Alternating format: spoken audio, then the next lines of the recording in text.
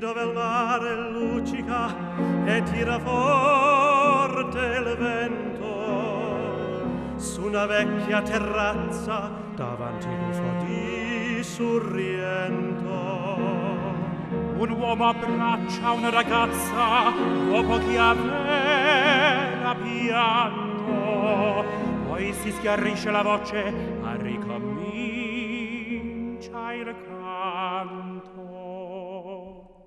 Te voglio bene assai, a tanto bene assai, è una catena ormai che scioglie il sangue in tue vesa.